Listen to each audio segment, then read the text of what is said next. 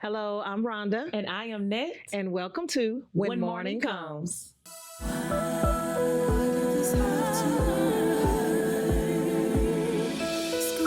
cry, yell, why did it have to happen? It hurt so bad. You thought the pain would never end. We've come to share some hope and help you realize the sun will rise again. That's when morning.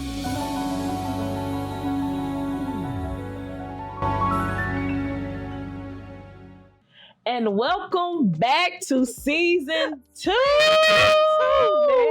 What? Welcome back to When Morning Comes. Woo! All right. I can't believe y'all still rocking with us. I know that's right, because baby, listen. Season 1, I was ready to be through after episode 2. Episode 1.5. I was saying, I don't know if I can do this again. But here we are, y'all. Season 2. We're back, new and improved. A little glow up. A little glow up, a little 1-2. Thank you. But we back, y'all. Thank y'all for rocking with us once again.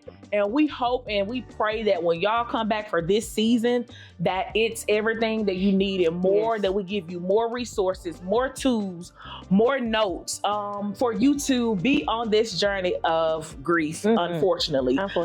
Sadly, again, like we always say, grief is an everlasting thing, an ongoing thing. We wish we didn't have to go through it, but unfortunately we do. So here we are again with season 2.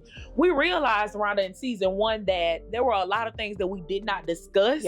That we still needed to talk about pertaining to grief. There were so many other layers, so many other chapters of grief that we did not go into. So here we are again, giving you guys what you want, giving you guys what we need. What we need. That's the most important thing. And so, so we bringing it back. Season 2, When Morning Comes. Here we are, we buckling back up. So on season 1, we kind of pretty much introduced our mother. Our superwoman. We told y'all our story. We told y'all why we created When Morning Comes, the purpose for season 1. We kind of introduced you to us. Y'all saw a little bit of our personalities, our grief journey. But for season 2, while we still may bring up a little bit of our story, a little bit of our journey, we kind of want to use season 2 to give you a little bit more tools and resources to destigmatize, to advocate, normalize the things that we go through while grieving that people may not talk about. There are a lot of things that people are scared to talk about. And so here we are sitting in these chairs, we're gonna talk about it. We're gonna get to it because once again, we've experienced our own different types of grief. While we even been on this 3-month break? It's been more than 2-3 months now. It's been a long time. It ain't been that long now. The people was inboxing us acting like we were gone for a year. It felt like it. It felt like, but it's been a whole bunch of stuff going on in the time that we've been gone. And like you said, we want to make sure that we are here to provide tools, to advocate, like Net said, and not only do that, but we want to make sure that we are still here as supporters for those of you guys that are riding this grief roller coaster. Unfortunately, grief happens and it happens unexpectedly. And like Net said, there's some griefs that we have yet to talk about. So here we are. And so on this season, please prepare to see more, prepare to get more resources, prepare to see some clinicians come in, some guests that may have experienced grief, and not just grief of losing a loved one, but grief of unconventional grief. Because we're going to talk about a lot of different it all. Grieving somebody that's still here. We're gonna talk about it all this season. So we hope that you get on the roller coaster with us. You buckled up, whether you are a griever, whether you are a supporter, whether you just want to watch, a rider, whatever the case, join us because we back on this journey, y'all. We back. So again, we're gonna discuss unconventional griefs on this season too. So we hope you stick around. A little bit of our morning news is pretty much the same. Same thing. Y'all did good season 1. Y'all did really good season 1. We're gonna run it back season 2. We never had to go. I had to go to the comments and go off. I didn't have to hear Rhonda say, "Net, put your phone down." It was sweet. Get off Facebook. The people were sweet. Get out. Y'all were so sweet, and I really, really, really thank you for that because we realized that when talking about grief and then talking about our opinions. a lot of times people don't always agree. Or they say, well, that's not how I agree, or that's not how I did things. So you can't really tell me what to do. And we're not telling you what to do. We're not telling you what to do. We're simply sharing our journey, our story, in hopes that our story could help somebody else. That's right. So this what this season is for.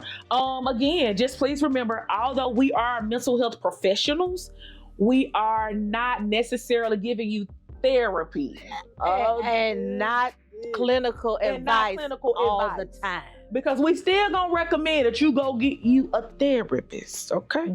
And if you are in need, and if you need a mental health physician, or you feel like you're in a crisis, we gonna always tell you to call 988. 988, dial it. You know, dial it. Get you some help, because sometimes it does become a little bit bigger than us. This thing can get out of our way, out of our scope, and it could become too much. 988, a therapist, clinicians, get professional help. It is okay. So we want to remind you to do that. We want to always leave you with tools in the toolbox. So make sure you have your notebook, your pen. Get ready to write some stuff down. Get ready to write some stuff, because we're going to have some notes to write down. And yeah, just be respectful. Enjoy this season. Enjoy it. Share it. Like it. Subscribe. Tell your friends. Comment. Text. Email. Go get you a pigeon. Put When Mourning Comes on it. Fly to somebody's house. Do something. But whatever you need to do. A pigeon? Okay, forget it. Don't worry about it. Keep going, girl. Just let them know. Hey, my girls, Rhonda and Net, they back, and we want y'all to tune into When Mourning Comes. We got an important... Rhonda, stop laughing. I'm trying to be so serious this season. Wait, I don't know why you said pigeon, because what the pigeon gonna do? You know, they say like the carrier. Okay, keep going. Go ahead with your announcement. It might be another bird. Go ahead. Listen, important news. Listen, write this down. Write this down. We are changing the day. That's right. That we launch the podcast. Each new episode. Remember last season it was Wednesday at 8. Scratch that off. Get that out your head. Every Monday. Last Monday. The last Monday of every month at 8 p.m. is when you will expect a new episode of When Mourning Comes. The last Monday. Okay? Monday. Okay. 8 p.m. The new episode will drop. Not on Wednesday at 8. It will be the last Monday at 8. So they'll come text and talk about something. I'm sitting with my wine. It's Wednesday. Where y'all at? Sitting with my water. Missed the episode 2 days ago, boo. Okay. So yeah, Monday at 8, we are now dropping our new episode. So I think that's all of our news. Listen. What? We had a silent sponsor. A silent sponsor. And we would like to thank that silent sponsor so much, because they sponsored the entire season. Not an episode. Okay, the season sponsor. And right now they are silent and they know who they are. Thank you. We love you from the bottom of our heart. Thank you. From the bottom, Thank you. I can't say it enough. I can't say it enough. So we truly and appreciate it. Again, if you would like to be a sponsor for an episode or just a donor towards an episode, you can also do that. Just inbox us and let us know how you would like to do so. So, okay, I think we wrapped up all of our morning news, this introduction. I'm ready to talk and get it out, because, baby, we got a lot to talk about. It's a lot that has occurred. We got a lot. And so I want to jump into something I kind of mentioned in the introduction. Because, baby, listen, I said we were going to talk about like job losses. You didn't say job loss. Did you I said not? Unconventional grief. Okay, so maybe I'm spilling the tea before I get to it. I guess so, because... Are you ready to spill your tea? I'm really not. However, over the break, we had to strap back into this roller coaster, baby. Absolutely. Okay. Grief came and shook us up all over again. And we talk about it being an unconventional grief, because a lot of people think when you think grief is because someone has died, someone passed away, someone left. But this season, like Ned said, we're going to talk about unconventional griefs, because those are the griefs that it doesn't, to the normal person or to other people, it's like, why are you grieving that? You but shouldn't it's still be grieving a loss. it. Yep. It is a detrimental loss, a traumatic loss. And grief can be anything in that nature, anything that you have lost and it has caused you trauma and all kinds of things that you can grieve that. Okay. And a lot of people don't recognize that you can grieve all kinds of things. So, over the break, what's the best way to say this? We found ourselves saying, "Here we mourn." Here we mourn again. And that's the title of the episode. Here we mourn again. Yeah. And so what are we mourning now? Yeah. I'll tell you what we mourning, Net. What is it? Over the break, I found myself surprisingly, involuntarily separated from my place of employment. What? Girl, quit acting like that. Listen. And the way we able to sit here and giggle about it right now, let me tell you something. It's funny right now, but then wasn't nothing funny, baby. People wasn't nothing funny. That was not a thing funny. And so with that, look Rhonda, at me, I can't even get my words out. I know. Lord, there's so many ways I want to go with this conversation because I just let you talk. So the thing about it is, like I told you and other people who know me and they have a really good relationship with me, it was another huge form of grief. Yep. I had been with this place for almost 17 years, and this place and the people, I grew up there. You know what I'm saying? Yeah. These people and that place, they saw me from a young professional, a very young professional, somebody just getting into the counseling field. Just getting into my field. I was not a counselor yet. I didn't even have my master's degree. Okay. Yeah, you did. And I had, when I got out of, I'm gonna give you a backstory. When I got out of undergrad, I got my undergrad in psychology, but I didn't go straight into the field. Yeah. I started doing some singing and some traveling. Yeah. Flying around, singing and praising the Lord. Yeah. Those kinds of things. And I loved it. Was working part-time at a home decorating store, right? You loved that little store. Baby, loved what I love everything I do. I put my heart into everything. You really do. So I really love that store. And then I heard God calling me into another portion of what I'm supposed to be doing. Not just singing and things, but I had a heart for psychology and counseling and helping other people. People. Ned, I had a heart for people. Yeah. So I felt him calling me back, went back to school, and I started working at this place right when I started back getting my master's. Mm-hmm. I had been there 17 years. They saw me get my master's, graduate with my master's, get married. When I was struggling to have a baby, these people saw me get pregnant and held me the entire pregnancy, supported me, all kinds of things. There were so many milestones that I experienced at this place. Not only were they there for me, but I was able to share in moments with them, their families, their kids graduating and getting married and becoming grandparents, all kinds of things. And because I saw you so excited to be around them and so excited to be in here I come. You want wait a minute. You like these people. They seem like some sweet people. Love it. And then here you come, want to come work over there. I come want to work over there. When I tell you, I absolutely adore what I did. I mean, people think that it was a joke, but I tell people all the time, there was not a day that went by that if I woke up that I could not stand going to work. I never heard you say it. Now, bad days, of course, that's any day. You're going to have a bad day. Yeah. There was never a day that I was like, I hate going to work. I loved my job. So let me tell you this, to get from that place and say, I'm here and now, surprise! You are out of there. Bye, capiche. Man, please. I'm telling y'all, I can laugh about it today, but the day that it occurred,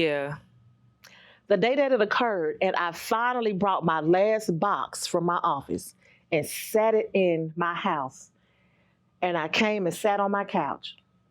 That moment felt like the same day I left my mama's house and the funeral home had picked her up.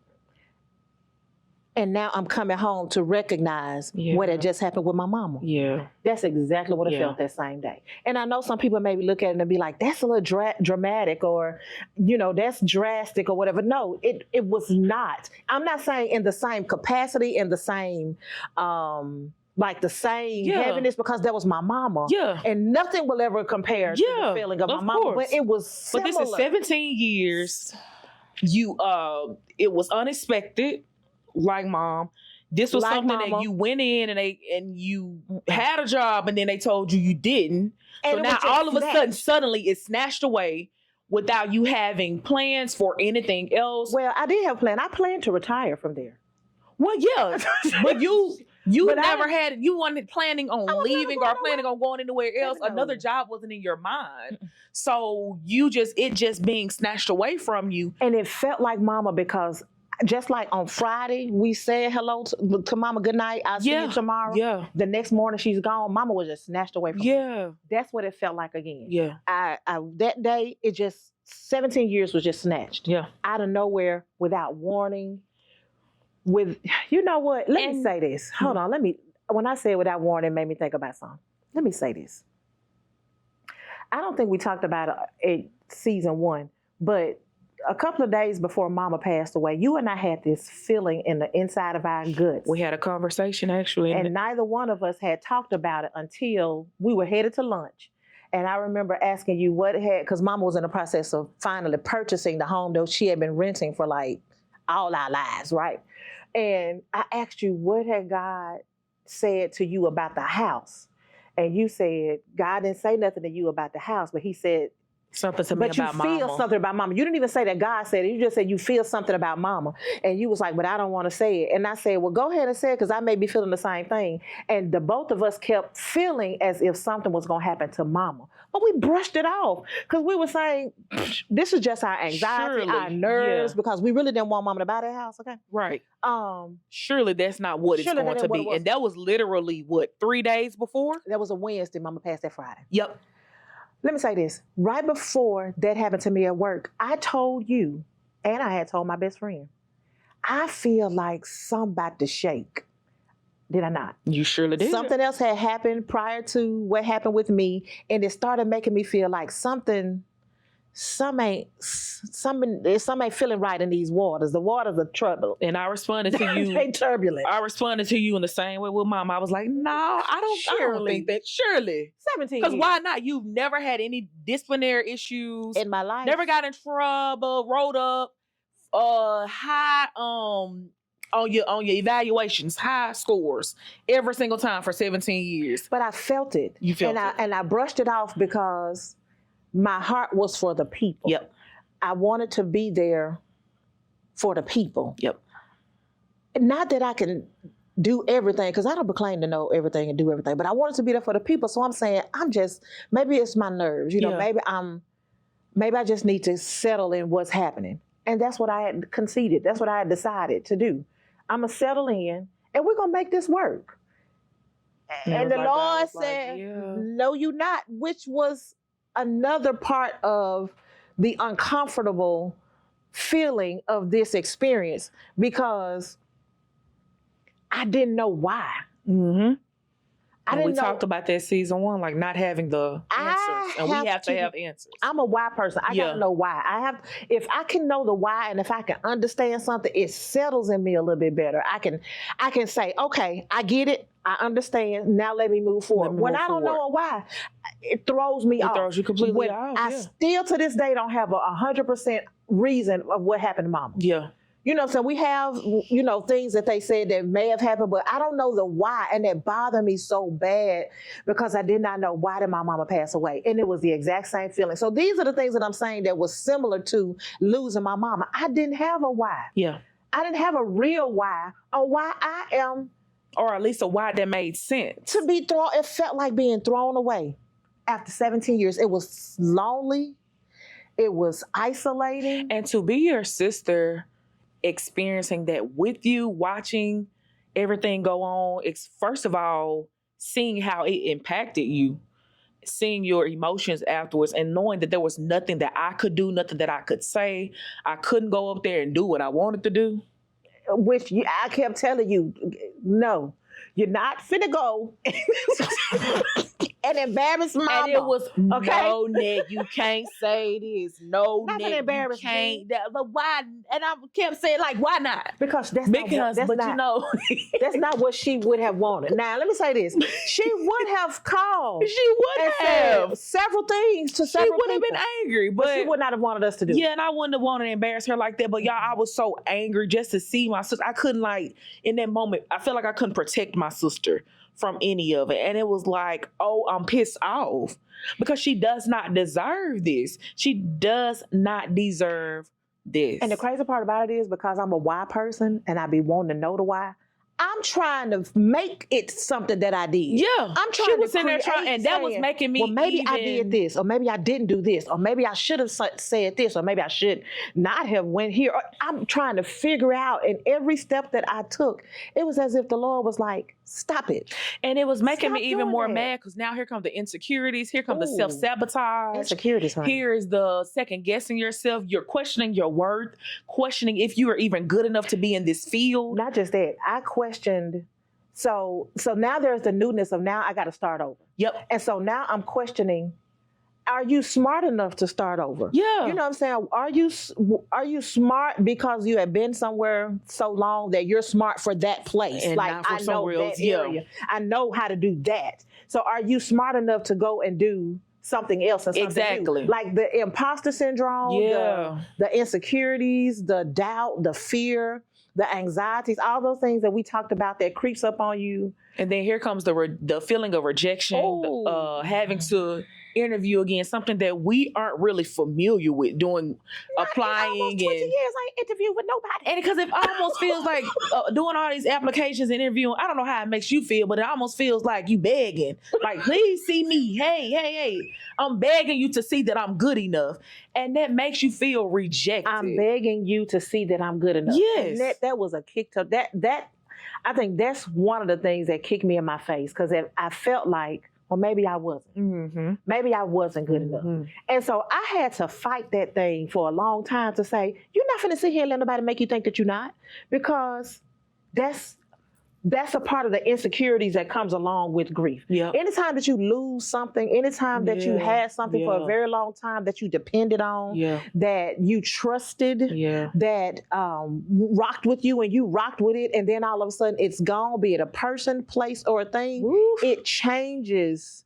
It changes you. Oh my God, it changes you. And it makes you start questioning, well, was I good enough the entire time? Was I just good enough for that? Am I good enough to do something else? Was I just good enough because I was needed? Oh, that was what I was. And so as soon as you're no longer needed, you are disposed. I could dispose of you. I could just toss you to the side, because not after that, just like with Mama, after Mama passed away, some of the people that we used to be very, very close with, their relationships with us changed. We weren't as close to those people anymore. They kind of started. We were not needed because we weren't who we were anymore.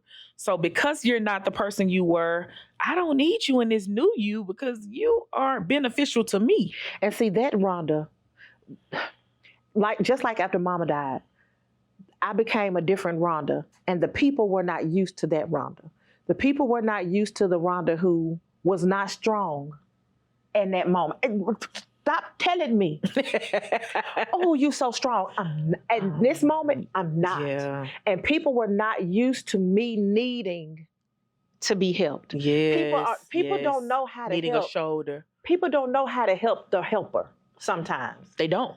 And that's the hardest place to be in, when you're always the person who is the go-to, the one that they run to for advice, the fixer, the person that can do it, the person that can pull you up.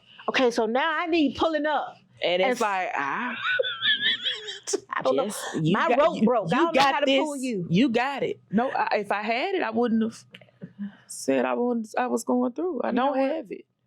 So yeah, you are making great sense, and that are a lot of the things that you went through with this. some of the same things. So I felt like I was grieving with you in this. And I grieved so much with you that I told them folks, since you won't let me go up there and cuss everybody out, I was not going to let you do it. I'm finna quit. I quit. I was mid typing. Cause we said, just sticking on out. I said, Net, let me tell you something. You need a job. Right? I was like, you need a job. Okay, let me tell you something. Don't you quit. I couldn't help it. But you can help. What happened to me? Stay working. You have the choice. Uh-huh. You have a choice. To close the computer and tell them folks. You have a choice. This is a Christian podcast, so I'm not going to say what I want to say. But I closed the computer and I said, Rhonda, I quit. And Rhonda was like, well. I said, when? Right as I told you, I quit. And it wasn't because like I was just trying to prove a point. Well, maybe so, but I just could not, in my head, y'all just did this to my sister. And you think I'm finna continue working somewhere where it's just okay to do whatever you want? And you did it to my sister? Well, here's the thing. It's not so much about because it was done to me. It's not. The concern that I have for this show, for this podcast, is how it affected me. Yeah. And so it was just like I said earlier, it's another form of grief that I was not expecting. I mean, we talked about on season 1 how we've been grieving for years. Yes, ma'am. We have experienced so much loss, so much lost. And so after Mama, it was a part of trying to find my way back to I don't want to say find my way back. Trying to learn the new Rhonda. Yeah. Because I can never go back to the Rhonda that I used to be. But trying to learn this new Rhonda without her mama, right? And so in the process of still trying to learn who that person was, I got to start all the way over and learn a new person. Totally different person. So now there's the grief that comes with starting over. Again. That's a whole nother grief. And you hadn't even finished trying to learn one. I'm still trying to figure out this new Rhonda. And now I got to figure out a new Rhonda in a new place. Yeah. Yeah. On a new job, in a new experience. That's a lot. Yeah. That's heavy. Yeah. And I think. And a new routine. Because now you're no longer going the same way, the same places, doing the same things. My car could drive that route by itself if I could drive it in my sleep. Yeah. But now I have to start over. And some people are thinking, well, what's so hard about starting over? Look, anything new can be scary too. And I talk about it being like double dip feelings. You can have excitement and fear. Yeah. You can be excited about this new opportunity and you can be sad that you're leaving the old opportunity. Yeah. I mean, your old experience. You can be excited and joyful and grateful for new opportunities, but at the same time, you can grieve what you're walking away from. It can happen both and. It doesn't have to be either or. And so starting over is a grief within itself because now you have, like you said, the imposter syndromes, there's the insecurities. I'm having to learn new experiences. And now you're doing it without Mama. And let me say this. You just said it.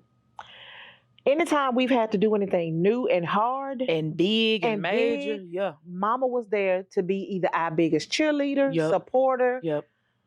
Hey, baby, what you need. Yep. Okay, your routine is different. That's cool. Let's try and figure out how we can make it work. Having to start all the way over and my mama not be there. And I couldn't call my mama to say, do you know what just happened to me? Yeah. Yeah. Yeah. Let me tell you something. Yeah. Let me tell you something. I was in a very dark place. I don't want to keep saying it. To the point to where I had to decide either I'm going to sit in this dark place or I'm going to keep going and try to move forward. Because what I recognized was, even when I decided that I was going to stay put, the Lord had a whole nother idea. Yep. I decided to stay put, but he was like, nope, no, you're not. I told you to leave. It's time for you to move. Yeah, it's time for you to go. It's time for you to move. Yeah. And as much as it was painful, and as much as it was frightening, it was purposeful. Yep. It was intentional. You know what I'm saying? Make meaning. You got to make meaning out of stuff. It made sense to me at that point. Like, no, you wanted to stay there for a long time because you were comfortable. Let me say this. Sometimes we make decisions out of our comfort. Yeah. Like, we want to stay somewhere because it's normal. It's comfortable. Yeah. And it was just time. And I didn't want it to be time because I didn't want to be uncomfortable. Yep. I knew what I was doing, where I was. Yep. I didn't want to have to learn something new and start a whole new routine all over again. But it was time. And that hit me like a ton of bricks one day because it was time for my mama too. And as much as it was painful, as much as it was uncomfortable, as much as it was hurtful, as much as it was all those things, it was time, and I couldn't do nothing about it. I couldn't do nothing about my mama, and I couldn't do nothing about what happened with me at that place of employment. You know what I'm saying? I could do nothing about it, and I think that was a thing that, I don't have to think, I know that was a thing that really shook me the most because I couldn't do anything about it. And that'd be the hardest part about the journey, like grieving and all of that is like, with us like being, I won't say control freaks, but we deal with anxiety really bad. So we have to know like the whys. And then like we have to kind of be one step ahead of things in order for us to function well. It's not all about like we want to know it all or control it. But in order for us to function correctly, like I got to kind of be one step ahead of it so I can know how to maneuver. For me, it has to settle. Yeah. It has to make sense, and it has to settle in me to where if I needed to explain it to you, I can explain it to you. Yeah, you can explain it. I can say, yes, this is what happened, this is why, and this is what we're going to do from this point on. I didn't have it. And like even down to the signs, like I tell some of my friends sometimes, like, I go to these places because I know this place, like I know this, I know that, I know I'm in control of like my surroundings, and so it's okay for me. And so when I feel like I'm not in control of something, like I just melt. And so not being able to control the fact that my mom was taking, and I don't want to say taking, but she left here and I couldn't help her. I couldn't do anything about it. I had no answers. I had to just get up and keep it moving. That was not easy. The fact that they were able to just tell you, hey, no, you don't work here anymore. Thank you. So After much. 17 years, we don't need you anymore. And so find out what you're going to do later. I don't care about that you have a child that you have to provide, financially for. That didn't matter. Your household, insurance, none of that. It does not matter. Go. Like, you're fired. Without reason. Without reason. If I had done something. Of course. Or if there was corporate layoffs, all those kind of things that you can just understand. I get it. Some things you can't control. This wasn't that. This wasn't that. This wasn't that. And the thing about me not being able to control it and not having a plan, all of that hurts. All of that was scary. All of it was purposeful. And I'm a big person on perspective and perception and expectations. Okay, so one of the thing was when people expected me to be able to just say, oh, but Rhonda, you're smart. Yeah.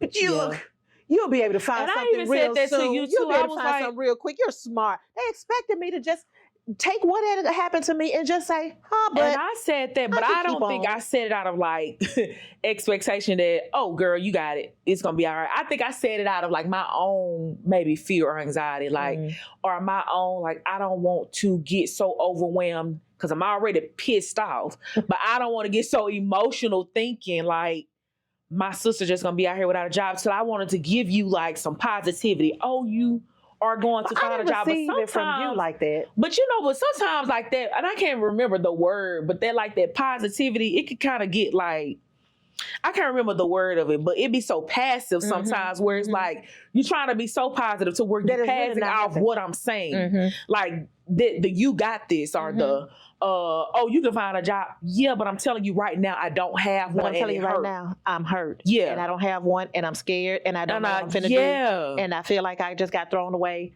All of that is true. I understand I got this and this, that, and the third, and that's great. But right now, I don't have a job. These folks just let me go. I'm hurt. And I don't know what I'm finna do in the next 10, 15 minutes. So it's bothering me now. That's right. Bothering me now. Let me sit in that. And so that was the expectation part. People expected me to be able to know how to just keep going. Yeah. Pick it up and just keep going. But then the perspective part. I always tell people to change your perspective. One of my most favorite quotes, I tell people all the time, says, if you change the way you look at things, then the things you look at will change. Sometimes you just have to change your perspective. You remember we used to have them things, you probably didn't have them, but when we had this thing called like a kaleidoscope. You know, you look at it, you didn't have no kaleidoscope. And then you turn it and the picture changes. Yeah. You just change the lens a little bit. Yeah, like you just so mature, like Mama used to say. Mama used to say. Mature. It ain't got to do with mature, but some toys you just did not play with, okay? You had 3-story Barbie doll house. If you change the lens, your whole picture changed. Just one little click of the kaleidoscope is a whole nother picture. And sometimes I'm big on not only helping other people recognize that if they just changed how they look at things sometimes and everything around them changes, I had to tell myself that. And I had to start looking at it from a different lens. So I had to stop looking at it as this is what happened to me, this is what they did to me, to you get the opportunity to start something different and new. Yep. It's a whole way of looking at things differently. Yep. It's a whole way to tell your story differently. Even with this grief story, how you tell your story, how it comes out of your mouth, not only to how you tell it to other people, but how you tell it to yourself, changes how you show up in the world in your grief. Changes how you experience the grief and the mourning, just simply by changing your perspective. Yep. And so I was reading a book. I always read. I'm always reading, okay? Don't do that. Okay. I was reading a book by David Kessler. Y'all, we talked about David Kessler on season 1. Yeah. He got this book called Finding Meaning, the 6th Stage of Grief. I believe that's the name of it. Yes. The 6th stage of grief. And so there was an activity in the book. I brought it with me because I'm going to do the activity on net. Okay, here we go. And what you finna ask me? Here we go, okay? Just in case everybody want to look for it. I might not be ready or prepared. Finding meaning, okay? The 6th stage of grief. So he did this activity when I was reading. I was saying, oh my God, that's exactly like some of the things that I'm always focusing on. Changing your perspective. Changing just how you look at things just slightly. Mm-hmm. Look at Ned getting scared. Because she don't know what's about to happen. Nervous. Okay, so in the activity, this is what he wants you to do, okay? Because you know I say whatever comes up. Hush, let me get to it. Okay, so first thing I want you to do, and so here's the time, people, get out your notepad and your pen, because this is an activity, if you're grieving, that I think would be, oh my God, a great activity to help you change the way you look at your grief experience. So write this down, okay? So the first thing, I want you to think of 3 major things that happen in your life. But 3 major things. I want you to think of 2 good major things and 1 bad major thing. But when you say these 3 things, remember what the 3 things are. Okay. I want you to only state the fact. Like, don't go into the detail. Just give me 1 sentence and just state the fact. I'm going to give you an example that he used in his book, okay? And you ready? Because no, I don't want you to think too hard about it. And I'm already. So like for his examples, he has, when I was 13 years old, my mom died. Okay. In 1995, my first book came out. Okay. In 2016, my younger son, David, died. So actually 2 bad and 1 good. Okay. So flip it. 2 bad things and 1 good thing. 2 bad things, 1 good thing. And just state the sentence as a fact. Okay. Okay. Go. When I was 17, I had a very bad car accident. Okay. My mother passed 2022. Okay. And a good thing, in 2016, I created Curvaceous Conversations. That's my baby. Okay. All right. Just the facts. Okay. That's all you got. Just 2 bad and 1 good. Okay. Just the facts. Okay. Now, I want you to describe those 3 events. You can give me a little bit more details about them. But I want you to describe them in the most worst way you can describe them. For example, what were like negative parts of those experiences? The parts that made it especially difficult or painful. So yes, even the good thing, I want you to describe it in the worst way. Okay. We can start with the good thing. I would say with the group, it became, some days it became very overwhelming because I was always trying to beat myself to like one up myself to do better. Like, what can I do next? How can I keep the momentum going? How can I keep it going strong? And so sometimes it became overwhelming and I started self-sabotaging. So that was like a bad thing for the group. With mother's death, of course, I feel like I lost my entire world. Finding her was just the worst thing ever. I still have that picture in my head. I have not healed from that. Don't think I will ever heal from it. That was the worst day of my life. The car accident, it was very painful, both physically, mentally, emotionally. I still struggle and suffer from anxiety from the car accident to where I am kind of afraid to drive. Not kind of, but I am afraid to drive. To this day. So it has had a huge impact on my life. Now, them same 3 sentences, flip I know your you're not lens. going to say find some good in them. Who ain't finna say it? Finna say it right now. Flip your lens, and I want you to describe all 3 experiences, even the bad ones, in the most positive way. Like, what good do you feel came out of those things? What are the smallest great outcomes that you can consider that would have come out of those 3? Out of losing my mom. All 3 find good outcomes for them. Hit it. Okay, so let's start with the easiest one for me. Curvaceous Conversations has been amazing. I think it grew me as a person. When I created it in 2016, I was still kind of navigating through me and who I was. And I think now I've kind of like discovered, even through this journey, like a core of who I am. So I am very appreciative of, and I met a lot of amazing people. The car accident, I will say it drove me to therapy. Losing my mother. The good that came out of that, I will have to say, me and Rhonda was already super close. Like, we already had a great relationship, but I think like after losing Mama, we both realized like we gotta lean and depend on each other. So now like our relationship is like amazing. I think the relationship that came out of it, us spending every second of the day together, almost. Even this podcast blossoming out of this. I feel like when Mourning Comes wouldn't have been birthed, had, sadly, Mama passed. We wouldn't have never been sitting on this platform. So I could say that was a good thing that came out of losing Mama, the podcast. That's a really good thing. That's a good spin to look at it. A good way to look at it. So with that little activity, what do you feel like? What do you feel you got out of it? This is not therapy. Let me say this. I just thought about it. Because it's feeling like a little sitting on the couch. I'm in a little session. I just thought about it. Am I going to have to pay you after this? I just thought about it.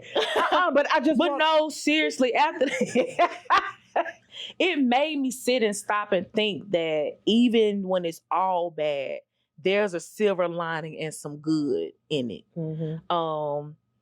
And I always say to myself, like, I got to find the good in it, the good and the God, in order to survive. And so I think with you having me to kind of flip it, I found like wouldn't necessarily say purpose, but I did find the good that came out of it. And I think the good is what keeps me going. Mm-hmm.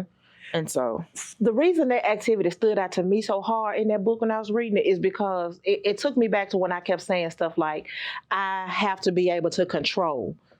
I ain't gonna say I have to be able to control, but I have to know the why.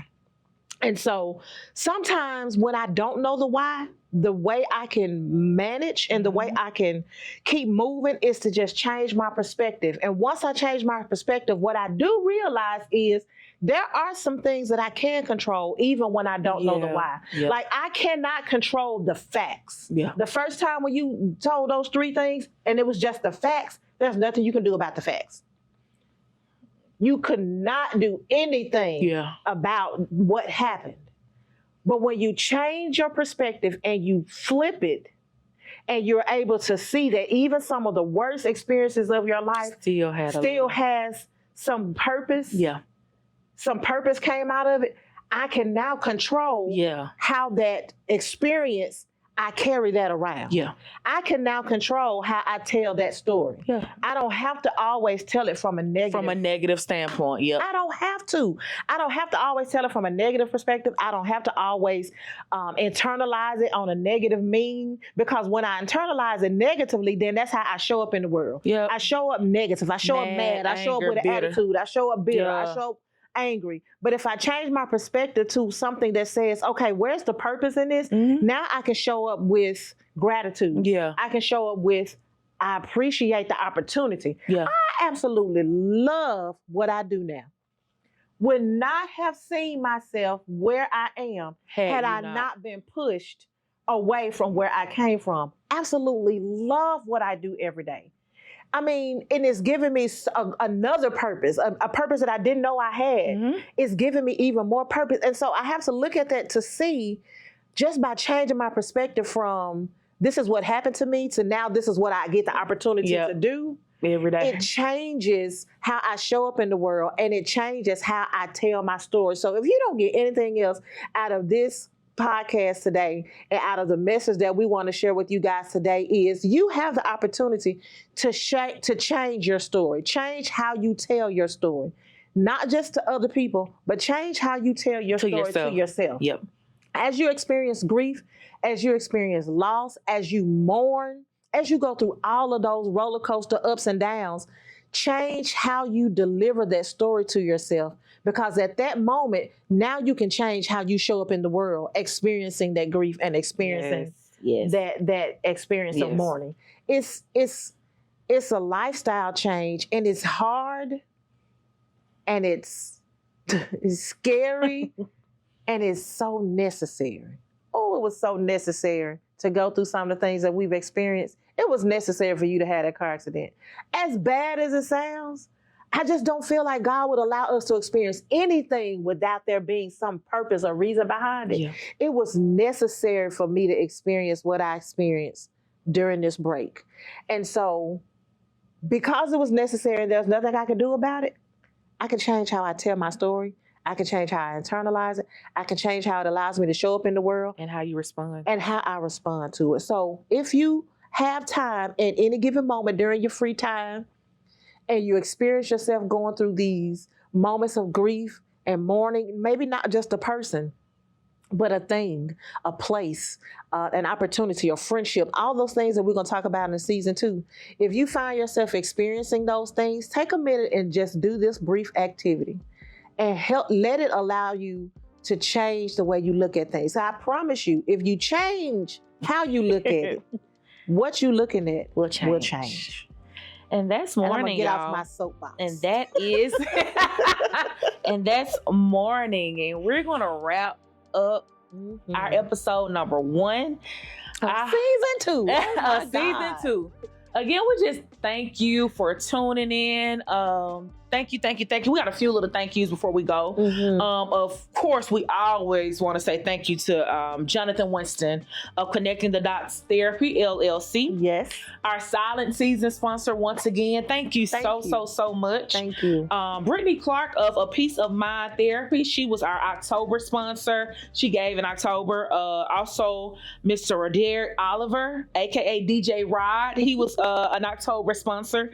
Miss Elisa Patrick McDonald, in memory of her mother in November. She was a sponsor. Thank you so much. All of you that have given to our $1 campaign. All of y'all. Thank y'all. Thank As y'all. you can see, we not playing with the money. Please, Ned. We not pocketing the money. You know? Oh, God. So thank y'all so much. Thank you. If you still want to give, you can. Just, again, reach out and let us know how you would like to give.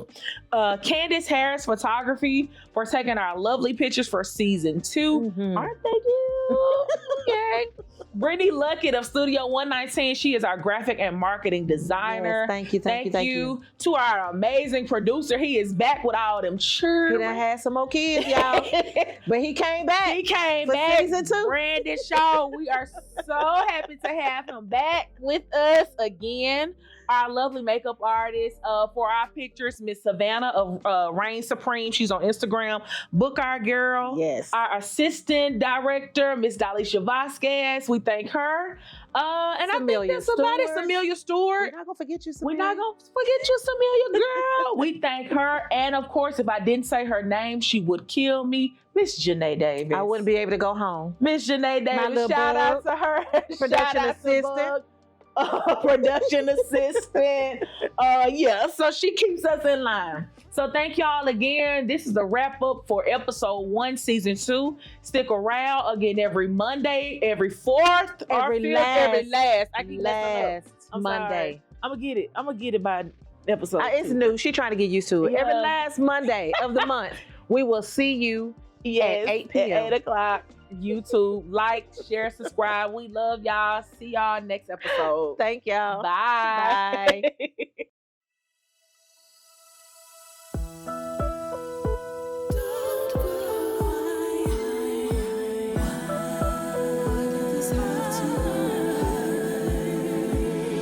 Scream, cry, yell, why did it have to happen? It hurt so bad. You thought the pain would never end. We've come to share some hope and help you realize